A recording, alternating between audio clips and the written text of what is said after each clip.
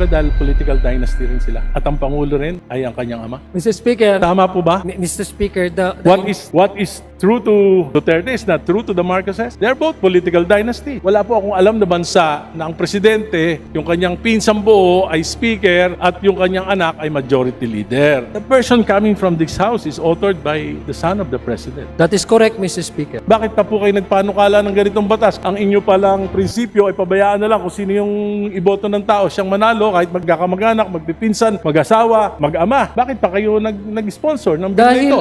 Kahit tama di ba? ba kayo naniniwala?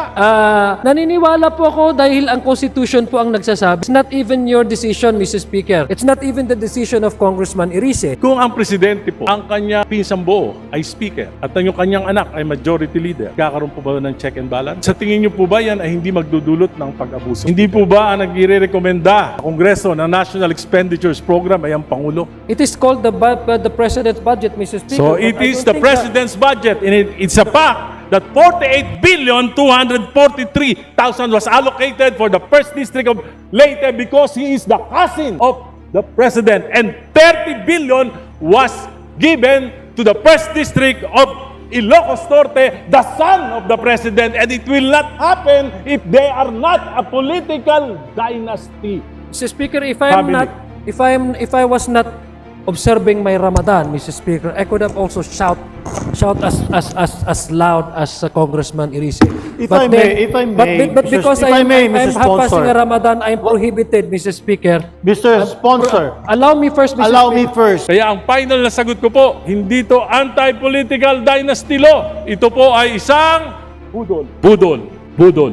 Salamat po. Ito na mga boss, kakapasok lang na balita. Grabe si President BBM, ginulat si Vice President BP Sara, inutos ng anti-political dynasty law. Lahat ng Duterte tanggal. Base sa impormasyong kumakalat ngayon sa social media, mismong si Congressman Zia Alonto Adjong nang nagpakita na talagang kakampi na sa DDS si Congressman Egay Erice matapos niyang tawaging budol na naman si BBM sa kamera. Tinitira niya na kasi ang buong pamilya Marcos matapos siyang sibakin sa pwesto ni Congressman Sandro Marcos. Pero kapag pamilya Duterte, hindi niya tinitira sa anti-political dynasty law. Kaya ito, sabay-sabay nating panoorin kung paano si PBBM ginulat si BP Sara, inutos ng anti-political dynasty law, tanggal lahat ng Duterte. Tara, panoorin natin to. Thank you to our chairman of the Committee on Suffrage and Electoral Reforms. May I ask some clarification Mr. and Speaker, questions? always welcome po ang aking kinagalang Dala na po akong na tubig. 65 years old, Congressman Irice. Nagdala na po akong tubig. Baka abutin tayo madaling araw eh. Joke Ay, lang po. unfair kasi, Joke hindi ako lang pwede- po. hindi ako Iniinggit pwede lang kita. uminom. Iniinggit lang kita. Salamat po. Ginoong sponsor, malinaw na nakasaad sa Article 2, Section 26 ng 1987 Constitution ng mga sumusunod. The state shall guarantee equal access to opportunities for public service and prohibit political dynasties as may be defined by law. Ang tanong ko po ay napakasimple. Tama po ba na ang utos ng konstitusyon sa Kongreso ay magpasa ng batas na magbabawal sa political dynasties? Tama po yun, Mr. Speaker. Hindi po ba sinabi ng konstitusyon na i-regulate lamang ito? Hindi rin po sinasabi na bigyan ng limitadong pahintulot, kundi malinaw na sinasabi ipagbawal ang political dynasties. Tama po ba ito? Yeah, full stop po. Ang sinabi po ng Constitution is to prohibit anti-political dynasty law as may be defined by law.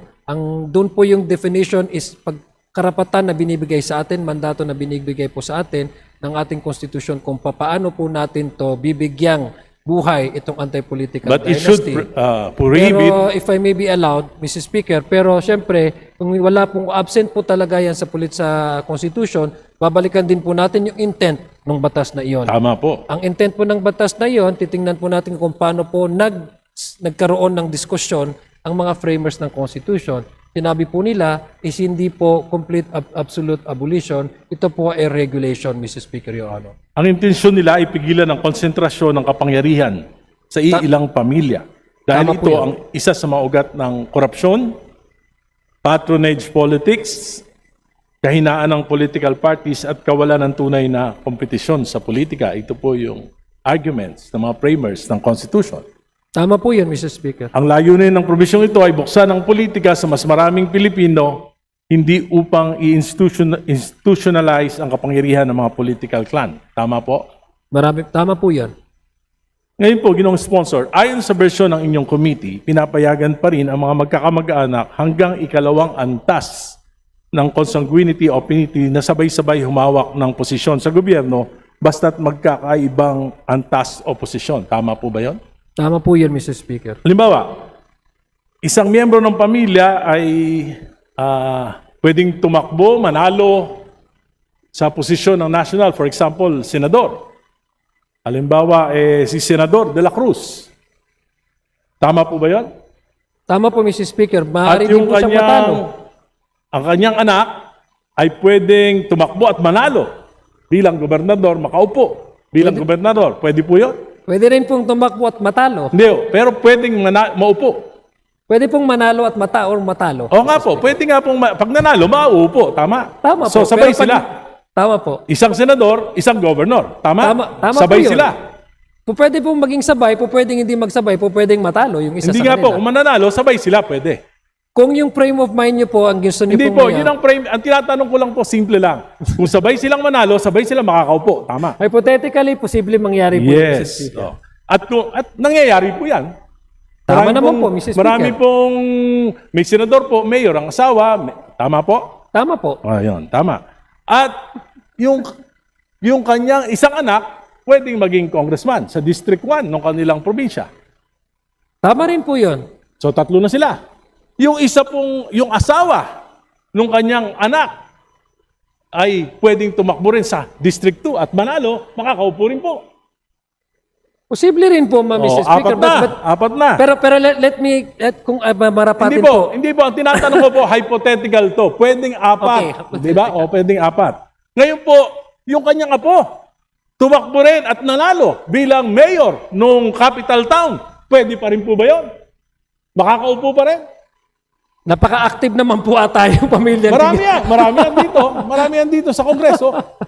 Hindi po yan hypothetical, nangyayari yan sa kasalukuyan. 5, pwede sila. Pwede. Pwede rin po matalo. Oh, pwedeng manalo, makakaupo pa rin. Ayon sa proposal ng batas na yan. Pwede po naging vice mayor nung kanyang apo, yung kanyang pinsan. Kung tatakbo po yung kapatid niya na sobrang active sa isang munisipyo, dahil mas active naman po yung kapatid na isang munisipyo, bawal na po yun. Kasi hindi po pwedeng... Hindi po, sinasabi ko po, yung pinsan niya, tumakbong vice mayor niya, pwede? Pwede naman po yun. Oh, dahil second degree lang. At yung pinsan niya sa isang kapatid ng kanyang tatay, tumakbong konsyal, pwede pa rin pong manalo. At makaupo. Tama po? Tama po. So, 7 na sila.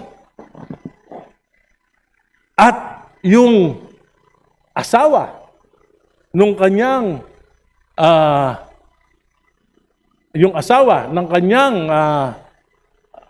ang kapatid ng kanyang asawa ay tumakbo naman bilang barangay captain. Pwede pa rin. Tama po? Tama po. Pero pwede po ako mag-explain kasi puros lang kung tama o mali. Hindi, yun ang Hindi, inaano ko. Walo kung na. mamarapatin. Walo na. Kung I am asking mamarapatin this po- question. This is Let me just a allow me- premise. This is just a premise at meron po tayong Okay, but let itatanong me pagkatapos. explain, Mr. Speaker. If my good Hindi po. friend, isa sa pinaka nirerespeto ko. Just a short, Ramadan po namin, pagbigyan mo na po ako mag-explain. Kung mamarapatin po. All of these things are possible, Mr. Speaker. These are hypothetical. This can happen. This can be certain or it can be uncertain. But what is certain, Mr. Speaker, is we allow the people to vote. And that is the primordial consideration of this proposal, Mr. Bakit pa Speaker. po tayo nagpapasa ng batas kung pabayaan na lang natin yung mga tao? Bakit pa po kayo nagpanukala ng ganitong batas kung ang inyo palang prinsipyo ay pabayaan na lang kung sino yung iboto ng tao, siyang manalo, kahit magkakapatid, magkakamag-anak, magpipinsan, mag-asawa, mag-ama. Bakit pa kayo nag-sponsor ng bill Dahil ito? dahil apat na pong taon. Kahit Tama di ba kayo naniniwala? Naniniwala po ako dahil ang Constitution po ang nagsasabi, Mr. Speaker. It's not even your decision, Mr. Speaker. It's not even the decision of Congressman Irice. It's not the decision of this representation. It is what the Constitution dictates. Okay, okay. And that is what we're trying to provide, Mr. Speaker, Your Honor. Tama po, tama po. Naniniwala po ako sa sinabi nyo, pero sabi ko nga po, may certain parameters, yung mga framers ng Constitution, dapat it will prevent the monopoly of power. Ngayon po, kung ikaw, gobernador, yung iyong pamangkin, vice governor, yung iyong pinsan, bukal, yung iyong anak, mayor, yung isa mong pamangkin, vice mayor, yung isa mong pamangkin ay kapitan ng barangay. Tapos sa kabila naman, ang congressman, kapatid mo. Sa kabilang distrito naman, ay yung iyong anak. Wala po bang monopoly of power doon? Mr. Hindi Speaker, ba? Yung tanong ko, may monopoly ba of power doon o wala? no, because, Mr. Speaker, I'll give you the straight answer. Monopoly resides when the power to appoint resides and exercised by one person. That is monopoly. But we allow the people to vote. The primary reason is, again, the sovereignty of the people and the primacy of the right to vote under Section 1, Article 2. Kung may monopolya po, Mr. Speaker, ay kung i-appoint ito at ang magde-decide lang po ay isang tao na paupuin ang ang kapatid or anak or asawa sa isang posisyon, that is an abuse of power. That to me is a blatant abuse of power and a monopoly. The most dangerous form of monopoly. But this time, we present individuals to the voters and the voters vote. That's what the Constitution So, says. hindi And po that's what kailangan, I'm trying to- yung sinasabi that is what nyo po, I'm hindi trying na to kailangan provide. pong batas na ito. So, in terms of what now, Mr. Speaker, based on the status quo, just for the sake of argument, Mr. Speaker, that could be what could be described as something that is predominantly controlled by one family. But since we don't have the anti-political dynasty as of yet, there's no point for us to really say that this is dominated by one family. Maybe many offices, Mr. Speaker, are being handled and occupied by the same family. Predominantly, very active ang family nila. But domination in monopoly is also a gesture of one exercising that power to make sure that the sensitive positions are occupied by blood relations that would give him or her undue advantage over these resources. Yun lang, I'm just... Ngayon po, ang ibig sabihin- pag mayroon po tayong anti-political dynasty, talagang meron na po tayong definition kung ano po yung abuse of Subalit power. yung sinasabi nyong abuse of power in appointments, ay yung sinasabi nyo... May nepotism na po tayo, Mr. Speaker. So, ano magagawa ng batas na yan? Hindi ganun din, pareho lang. ang Whether there is a law or not, ganun pa rin. It's the same thing. Mr. Speaker, Your definition of monopoly of power is just on the appointments, di pareho lang. May batas o wala. no, that is exactly what I'm trying to do because monopoly really resides if one person exercises that authority to appoint a certain relative just so that they can have actual access to resources. That is monopoly, Mr. Speaker. That is very much against the law of nepotism, di ba, Mr. Speaker? But that is precisely one because that's exactly precisely the issue. In-exercise undue advantage ng isang tao. Kaya walang nepotism eh. Ito kasi eleksyon. Hindi ito isang tao. And by the way, Mr. Speaker, it's not the family that decides who run. It's the candidate actually that provides CONA. Because remember, Mr. Speaker, Your Honor, the COMELEC requires one candidate to provide the certificate of acceptance and nomination. If you don't have that, probably the tendency you will be described as a nuisance candidate. there are many No, Mr. Speaker, my point here, Mr. Speaker, is that the reason why we allow all of this because number one, the subdivision under our political system, 7160, is the autonomy of each political unit. It has a separate constituency. It has to exercise its mandate. It has an internal mechanism and regulation to run their affairs, not necessarily connected with the one or neighboring LGU. That's how the structure of our political units under the 1971 60, Mr. Speaker, of the local government code. We also attach that in order that we can balance it out with the right to vote and the right to be voted upon. And I've mentioned earlier, Mr. Speaker, there are several bases, not only in the Constitution, Section 5 on the suffrage, Section 1, Article 1, but there are other treatises internationally which we are the party or signatory of this covenants, the civil and political rights, etc., stating, Mr. Speaker, that there shall be no law abridging the right to vote and to be voted upon, Mr. Speaker, Your Honors. The anti-political dynasty, as may be defined law, is a regulation and thus not an absolute prohibition. It is an exemption. So we are doing this, Mr. Speaker, in order to decongest the control of one family over one locality, Mr. Speaker, Your Honor, so that we can promote and uphold check and balances, which is the essential feature of a working Republican democratic country such as ours, Mr. Speaker, Your Honor. I don't think, it encourages the political families to engage more of their family members to run for public office. Anyway, Mr. Speaker, ang isa po sa mga pundasyon ng demokrasya ay check and balance. Naniniwala po ba kayo niya? Tama po yan, Mr. Speaker. Kung ang presidente po, ang kanyang pinsang buo ay speaker, at ang kanyang anak ay majority leader, nagkakaroon po ba ng check and balance? Unang-una po, yes po, dahil unang-una, ang magkakaiba-iba naman po ng jurisdiction, itong ihikatura, legislatura at ihikutibo. Pasensya na, hindi po ako Tagalog, Maranao po ako, kaya ihikutibo at legislatura, Mr. Speaker. Sa tingin niyo po ba yan ay hindi magdudulot ng pag-abuso?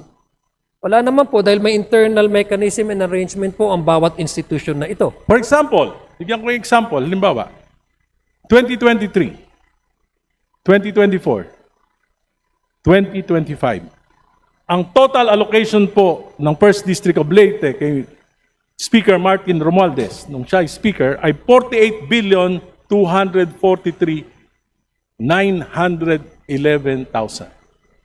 Yan po ang total allocation sa loob ng 3 taon. Yung po ang pinakamahirap na probinsya, swerte na maka 3 bilyon, 4 na bilyon sa isang taon. Bakit nangyari ito? Bakit hindi equitable yung distribution pagdating kay Speaker Romualdez? Dahil siya ba ay pinsan ng presidente? Di po. Ako hindi ko nakikita ng ganyan dahil unang-una Ano po? po may proposal po ng National Expenditure Program. Ang National Expenditure Program ay naalat po nila ang kanilang budget sa bawat probinsya based on the recommendation ng Regional Development Corporation. Nandyan po yung wealth ng kanilang area. Nandyan po yung return taxes na kinakukuha. Nandyan po yung lahat po ng mga possible revenues na nakukuha at nabubuo para ibigay po sa share ng isang area na iyan. So, hindi ko po alam kung bakit ito magkakaroon ng issue ng check and balances dahil unang-una, magkaiba po ang this institution, nag-approve naman po ang Kongreso at wala naman pong kinalaman dito ang ating Pangulo pagdating po sa pag-appreciate ng bawat distrito kung kailan o ano ang kanilang magiging Hindi proyekto. po bang Sa palagay ko po, that is far-fetched conclusion, Mr. Speaker. I Hindi po understand ba that they are, ang Mr. Speaker, allow me first to address this question. I understand that there are members here who are more biased about this and they want to make this as something political. But I don't think this is something that we can actually attribute the President to the issue of the 2024, 25 elections, although this is a separate discussion altogether. But I'm just giving way to our good gentleman because he premised it on the anti-political dynasty. Again, the straight answer is it has no bearing whatsoever. The President being the cousin of the former Speaker of the House of Representatives, how the House of Representatives receives the National Expenditure Program, how the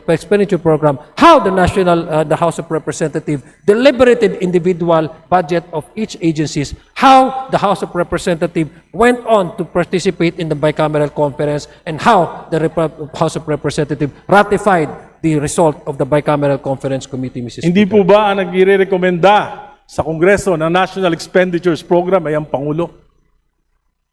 It is called the President's budget, Mr. Speaker. So but it I is don't the think president's budget, and it's a fact that 48,243,000 was allocated for the first district of Leyte because he is the cousin of the president, and 30 billion was given to the first district of Ilocos Norte, the son of the president, and it will not happen if they are not a political dynasty. Mr. Speaker, if I was not observing my Ramadan, Mr. Speaker, I could have also shout as loud as Congressman Irice.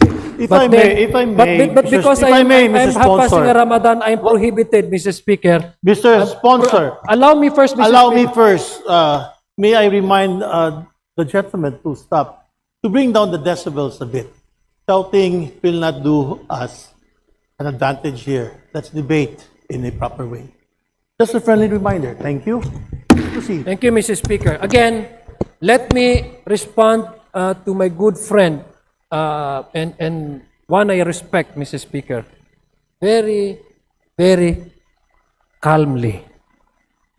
The President acted as the President of Republic of the Philippines, not as a cousin of the former Speaker. The former Speaker acted as the Speaker of the House of Representatives, voted by majority of the members of the House of Representatives. They have separate mandate, they have separate authority.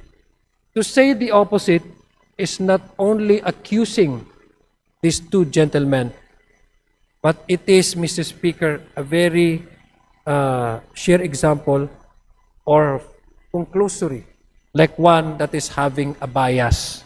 So I doubt, Mr. Speaker, that the gentleman from Caloocan, one of our respected legislator, would have to derive into that conclusion, discussing about political dynasty and framing it in a way that highlights the blood relation between the sitting president and the former Speaker of the House of Representatives. Mr. Speaker, Your Honor. Thank you, Mr. Speaker. Noong panahon po ni Pangulong Duterte, yung Quadcom, sinabi po na 51 billion yung flood control program ni Congressman Paulo Duterte. Bakit po nangyari yun? Di ba dahil political dynasty rin sila? At ang Pangulo rin ay ang kanyang ama? Yan po, sinabi ng Quadcom. Mr. Speaker, Tama po ba? Mr. Speaker, What is true to Duterte is not true to the Marcoses. They're both political dynasties. Mr. Speaker, there are issues, Mr. Speaker, that do not necessarily share by one family, especially if this is about political issues, etc. That's why you have many families running against each other. Because it does not necessarily mean that one family share the same political ideology or advocacy or opinion. But let me frame it to a more actual occurrences in the past, Mr. Speaker. And what the gentleman is referring to, the 2025 budget, Mr. Speaker. It went through, the whole country was watching, Mr. Speaker, during the deliberation. It went through the committee hearings. It passed through the House of Senate. Senate is also parallel doing their own version. And mind you, Mr. Speaker, the 2025 version of the House of the budget was not the 100% reflective of the House version the one that we adopted in 2025. Mind you, Mr. Speaker, what we adopted in the House of Representatives has the education sector has the highest number of budget amount, the GAAB House version. When it went to the BICAM, it was changed, Mr. Speaker. So where was the participation of the President vis-a-vis the House at the time, former Speaker Martin Romualdez? There was none, if you ask me. There was. There was none, Mr. Speaker. There Number was. two, Wait lang mga boss, kung nakaabot na kayo sa part ng video na to, baka gusto nyo munang mag-subscribe sa bago nating YouTube channel. Doon na kasi tayo mag-a-upload ng mga reaction videos. Nakapin sa comment section ang link. I-click nyo lang para makapag-subscribe. Pag nakapag-subscribe na kayo, i-comment nyo lang ang location nyo para ma-shoutout ko kayo pag nag-upload na tayo doon ng video. Tara, tuloy na natin to. number The House two, ratified allow me to, the Mr. BICAM report. The Mr. House Speaker, again, ratified. I would pretend that the good gentleman from Caloocan is observing the proper decorum because I'm under fasting, Mr. Speaker. I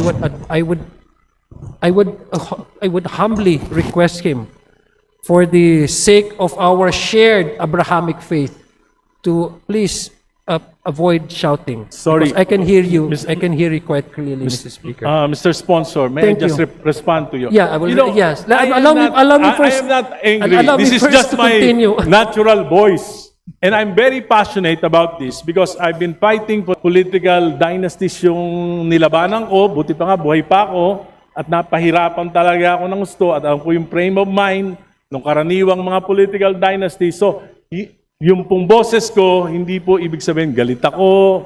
Ito po ay passion. Passion. Salamat po. Maraming salamat po. Thank you for that explanation. I agree, Mr. Speaker, that the good gentleman from Caloocan is very, very passionate.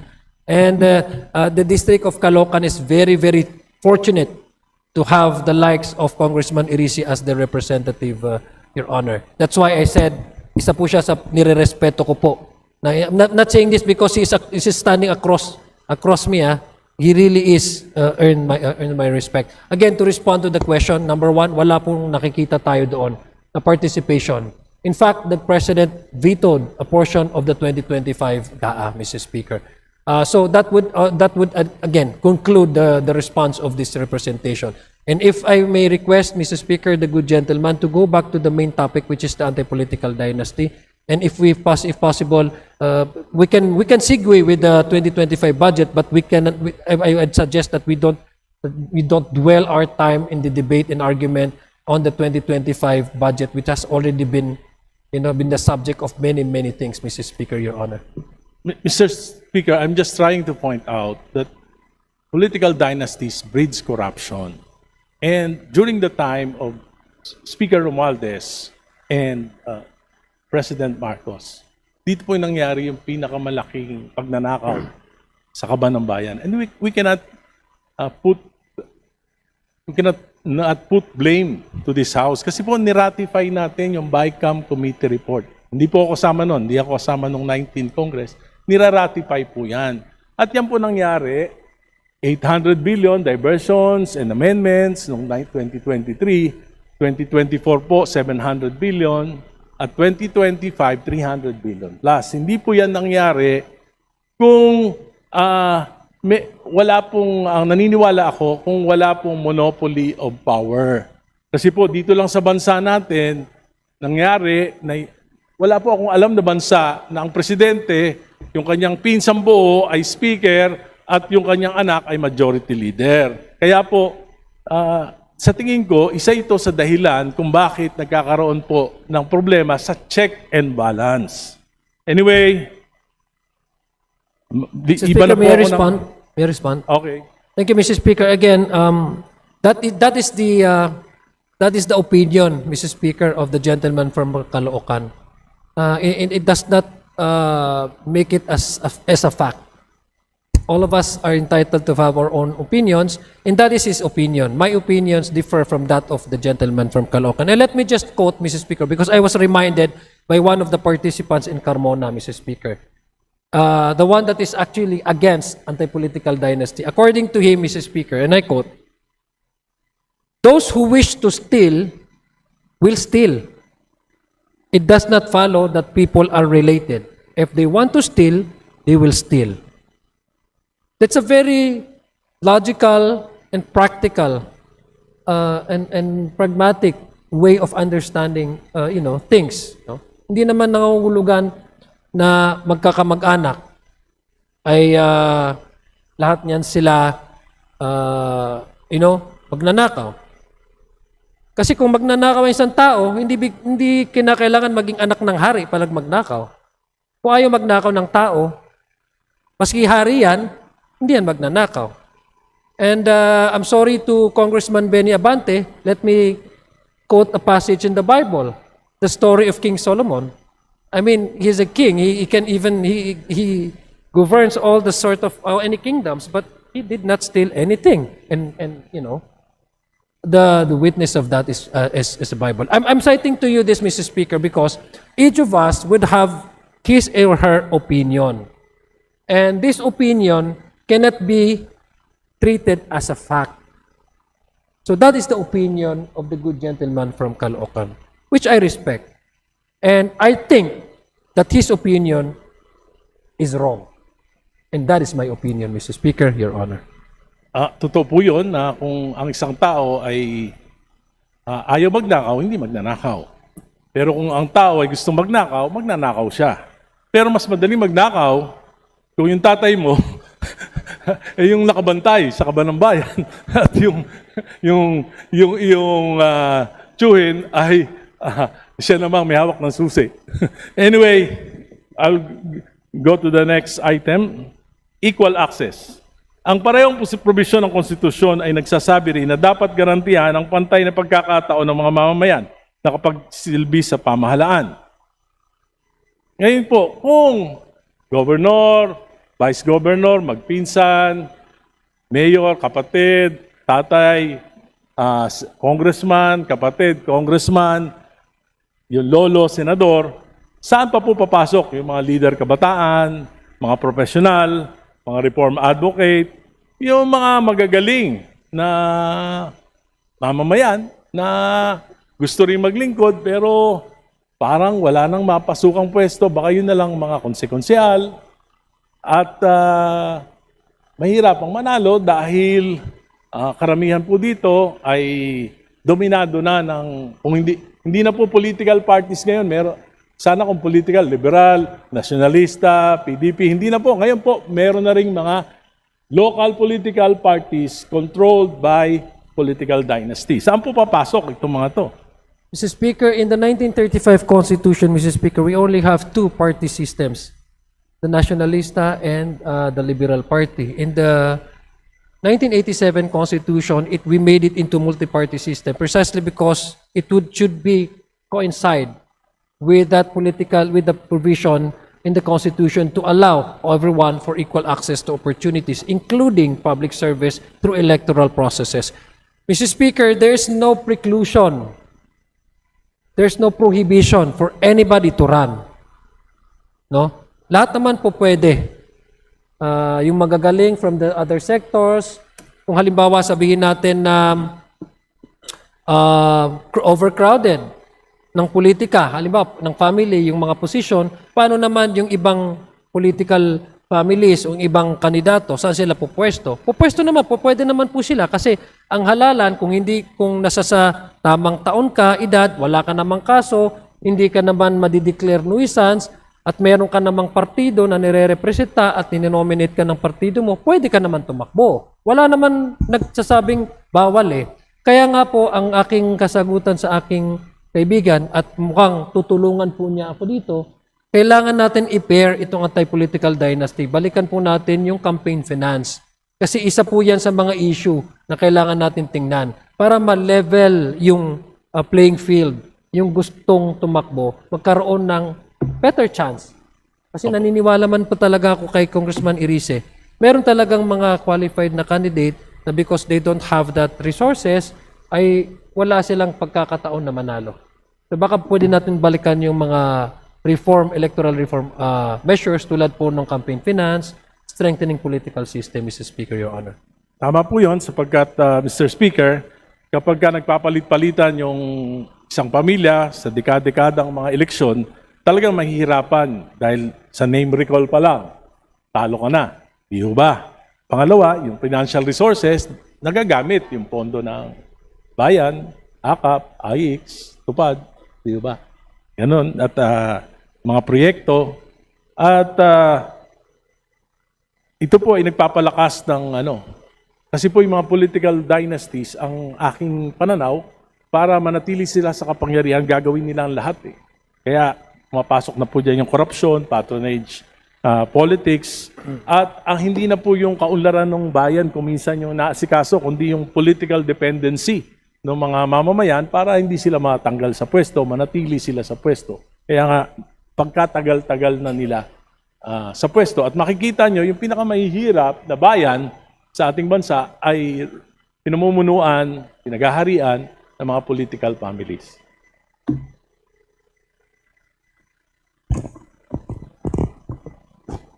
Yun ang sponsor. Kung ang mandato ng konstitusyon ay pagbawal ang political dynasties, ngunit ang batas na ipapasa natin, will still allow the domination of political monopoly and will really limit the participation of ordinary citizens. Hindi ba sa tingin nyo pwede itong ma-question sa Korte Suprema? The Speaker, the reason why we are actually trying to at least balance it out, no, to give also primacy to the general principle, which is the equal access for all for public service, and it is in the first line, Article 26, Section 2, no, the state shall ensure equal opportunity to public service, and then there comes the next line, which is prohibiting the anti-political dynasty, is in order that we avoid a possible question or petition before the Supreme Court. That is what we intend to avoid. Because I personally would like to, I should be candid about this, no?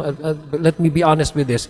It is not, as a form of a track record, it is not good on my reputation to sponsor something which later on struck by the Supreme Court as constitutional. But to give you the direct answer, yes, anything can be questioned before the Supreme Court. This is a Republican democratic country. Anybody can do so. Salamat po. Nais kong banggitin po sa ating chairman ng Committee on Suffrage and Electoral na napakalayo po ng bersyon ng panukalang batas na tinatalakay natin dito sa bersyon na inaprubahan ng committee sa Senado. Ang pagkakaiba ng malayo po ang magpapatuloy po tayo sa bersyon ito, hindi kaya posibleng magkaroon ng deadlock o impasse sa Bicameral Conference Committee, at kung mangyayari yun, hindi po ba magiging resulta ay walang anti-political dynasty law na may papasa? And again, Mr. Speaker, that is what we do, no, and what does as much as possible try to avoid. There will be discussions, I'm sure. Sigurado po yan. Medyo mainit po yung discussion sa BICAM, sigurado po, dahil yung may mga disagreeing provisions nga po. Kaya nga po magkakaroon, I think, ng mas masusing, ang narinig ko nga po kay Senate President, gusto niya live stream ng BICAM. Tayo naman po bilang chairman ay wala naman po problema kung ila-live stream ito para maging transparent po ating proseso. So inaiwasan po natin yan. We're hoping na magkakaroon talaga ng debate. Ito po ay priority bill ng ating Pangulo. Tama po ba? Yes po, isa po ito sa na-considera na LEDAC priority, Your Honor, Mr. Speaker. So ito po ay napag-usapan sa LEDAC. Napag-usapan po ito sa LEDAC, I'm sure. Because, Ano po napagkasunduan? Kasi po, may nandun po ang ating Pangulo na siya po nag-prioritize nito at pinangako niya ito sa kanyang mga pahayag sa mga mamamayan. Nandun din po ang miyembro ng mababang kapulungan, nandun din yung miyembro ng Senado. Wala po bang napagkasunduan kung anong uri? Dahil alam ng ating Pangulo yung ibig sabihin ng anti-political dynasty. Hindi po ba ito na pag-usapan man lang? Dahil alam ko po, para mas madali ang mga batas, kaya nga tayo nagbubuo ng LEDAC para mapapag-usapan na, para sa ganun ay hindi na masyadong malayo yung mga magiging bersyon ng bawat batas sa bawat kapulungan. Hindi ba ito napag-usapan? Naiintindihan ko po yung practicality na sinasabi po ni Congressman, aking kaibigan, galang-galang na Irise. Ngunit ang Pangulo po, totoo po yung kanyang sinasabi through his spokesperson, si Yusek Castro, na ginagalang po ng Pangulo yung proseso at independensa ng mababa at ng kapulungan at ng Senado. Sinasabi po niya kinakailangan magkaroon na ng legal definition ang anti-political dynasty. Ngunit kung paano po itong proseso na ito, paano po mag-arrive into different versions ang Kongreso, ang House of Representatives, ang Senado, ay kanya po itong nirerespeto sa pamamagitan ng hindi pag-intervene kung ano po yung magiging paksa o bersyon nitong dalawang kapulungan na ito. Dahil meron naman po talaga tayong mekanismo, ito po yung BICAM. Pero naninanais ko po sabihin kay Congressman Irice, ang very strict po na natatanggap natin na galing sa Pangulo at very much open naman po ang kanyang opisina na kinakailangan may anti-political dynasty at magkaroon na ng definisyon para mabuhay ang konstitusyon pagdating sa paglilimita ng monopolya ng bawat pamilya sa bawat distrito o bawat locality sa ating bansa. Mr. Speaker, Mr. Sponsor, the version coming from this House is authored by the son of the President. That is correct, Mr. Speaker. And he did not consult the President on what is on the President's mind in prioritizing this particular bill. I cannot speak for the majority leader, neither would I know the family dynamics. But the or majority what they leader discuss is the on table author. on dinner table. But my association with the majority leader is me being the chairman of the electoral reform, and he as our majority leader. We don't discuss about family matters or what discussions they discuss it over on the table with the president. So I would not know, Mrs. Speaker. Di po ba ang purpose ng LEDAC ay para magkaroon ng isang direksyon ang gobyerno? May isang polisiya ba o magkakaibang interes ang umiiral? The purpose of LEDAC, Mrs. Speaker, is for the national government to identify priority legislations that might be needed to attain the objective of a certain administration. In this case, the Marcos administration felt that we need to give life to the 40 years na nakastagnant na anti-political dynasty as far as this proposal is concerned. Mr. Speaker, so you are saying that the only objective of the President is to provide a definition and not political reforms? That is to make it more simple, but the impact of this proposal, Mr. Speaker, is to change altogether the political landscape. As stated earlier, Mr. Speaker, I have given you actual numbers on the direct impact of the anti-political dynasty on the municipal, city, government, and national level, Mr. Speaker. Hindi po Your Honor. magkakaroon ng direct impact yung mga sinabi niyo pong numero, lilipat lang po ng posisyon. That we cannot do because Yes, lilipat lang po. I am here as a sponsor, not as Yes. as clairvoyance. I cannot predict what will happen to those who will be displaced by this anti-political dynasty measure. Mr. Speaker, allow me to go further. Because this is no longer just about legislative inconsistency. This is about sincerity. If this House passes a bill that effectively protects political dynasties, then what message that sends? It sends a message that the President's commitment to political reform ay hindi totoo. That his promise to prevent repetition of trillion peso corruption, particularly in sectors like flood control, ay hindi seryoso. That instead of real reforms, what we are seeing is appeasement, delay, at pagpapalipas ng galit ng taong bayan. Marami na po nagrarally against anti-political dynasty. Let us not deceive ourselves. When you file a weak law, when you pass a diluted version, when you allow contradiction between the House and the Senate, you are not solving the problem. You are buying time until people get tired, people forget, and accountability disappears. And that is the danger. Because corruption thrives not only in secrecy, but in delay, distraction, and deception. Mr. Speaker, ulitin ko po, bilang pagwawakas, ulitin ko lang po, mabuti. Kung may papasa natin yung batas na ito, ay kung ako po ay tatakbong governor at nanalo, makakaupo ako. Sana manalo ka. Kung manalo po. Okay? Hypothetical question. Kung ako po ay tumakbong governor, nanalo ako, makakaupo ako. Tama po? Pwede? Yes, kung manalo po kayo. Kung yung anak ko ay tumakbo na congressman sa 1st District at nanalo po Makakaupo din po. Yes po, kung namanalo. Pwede po. Kung manalo po. Dalawa na kami. Yung isa ko pong anak, dalawa lang po yung anak ko. Tumakbo naman sa District 2 ng Caloocan at nanalo. Makakaupo din po. Kung manalo po siya. Manalo po. Tama, Manalo po tatlo na siya. kami. Yung asawa ko po na hindi nakikialam sa politika dahil sa batas na may papasahan na ito, nagka-interest na.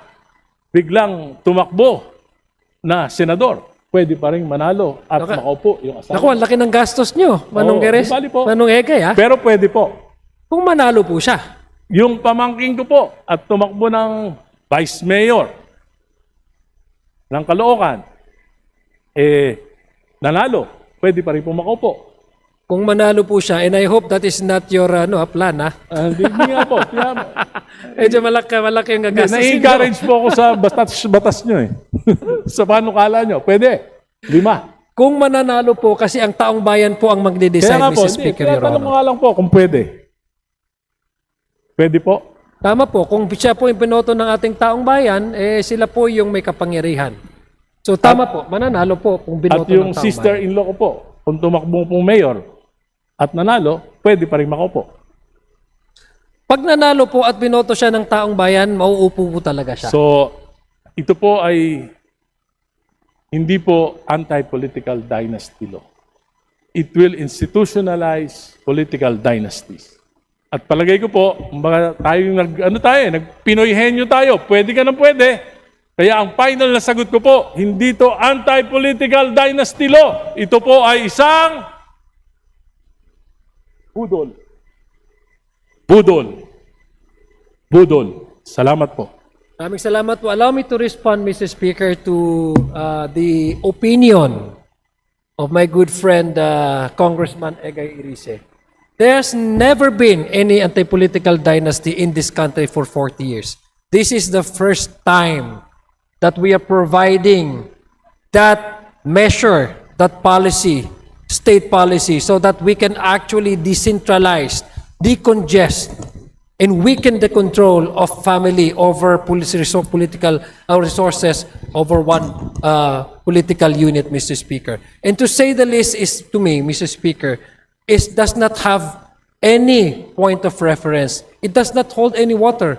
Because the current setup, Mr. Speaker, is allowing each and every one, regardless of whether or not you are a son, you're a daughter. This time, we have spelled out that there's no way a relative without the second degree of consanguinity and affinity be allowed to occupy public office. And that is progressive to me.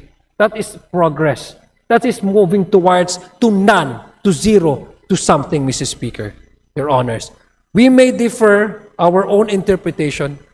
We may oppose this proposal. But what is certain, Mr. Speaker, what is certain is we allow the people to choose their leaders, and we disallow any family that would control resources of one political family simply because of their chances of winning, simply because that they are dominant in one particular family. And that is what we intend to break: concentration of powers, Mr. Speaker, without necessarily preventing, disallowing, or curtailing the right of the Filipino people to exercise their preferential right.